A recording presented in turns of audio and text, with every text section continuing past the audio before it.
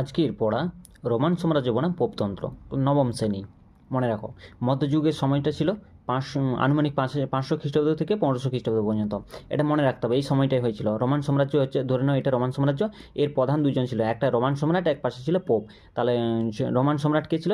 সাম্রাজ্যের প্রশাসনিক প্রধান। আবার পোপ কে ছিল? খ্রিস্ট জগতের ধর্মগুরু বা চার্চের প্রধান। এদের মধ্যে ক্ষমতা দখলকে কেন্দ্র করে রোমান সাম্রাজ্যের মধ্যে দ্বন্দ্ব হতো। তো রোমান সম্রাট এবং পোপের দ্বন্দ্বটা কিসের জন্য হতো? না, ক্ষমতা দখলকে কেন্দ্র করে।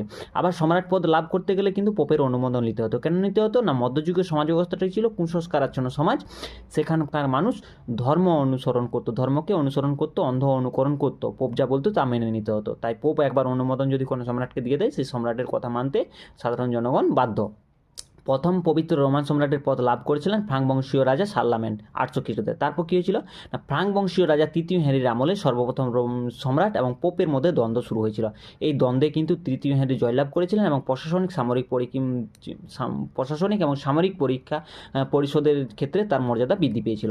এতে কিন্তু পোপ কিন্তু একটু ক্ষুব্ধ হয়েছিল। চতুর্থ হেনরির আমলে পোপ এবং সম্রাটের মধ্যে দ্বন্দ্বটা বেড়ে যাচ্ছে।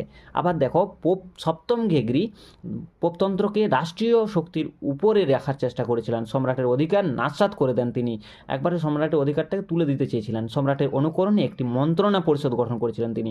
আবার এই যে পোপ এবং সম্রাটের মধ্যে যে দ্বন্দ্ব, সেই দ্বন্দ্বটা নিরসনের জন্য একটা কনকরার্ড, একটা অফ দ্য ওয়ার্কস নামে একটা চুক্তি গঠিত হয়েছিল। সেই চুক্তির দ্বারা পোপ এবং সম্রাটের দ্বন্দ্বটাকে কিছুটা নিরসন করা গিয়েছিল। আর তার পরবর্তীতে 1155 থেকে 1190 খ্রিস্টাব্দে রোমান সম্রাট ফেডারিক বারবারোসা এবং পোপের মধ্যে দ্বন্দ্ব আবার পুনরায় শুরু হয়। এটা একটা সংক্ষিপ্ত ছিল এবং বিস্তারিত এরকম একাধিক ঘটনা ঘটেছে মধ্যযুগীয় সমাজ ব্যবস্থার। তারপরে যে সমাজ ব্যবস্থাটা পরিবর্তন হয়েছে সেটা তো আস্তে আস্তে পরের ক্লাসে বুঝিয়ে দেবো।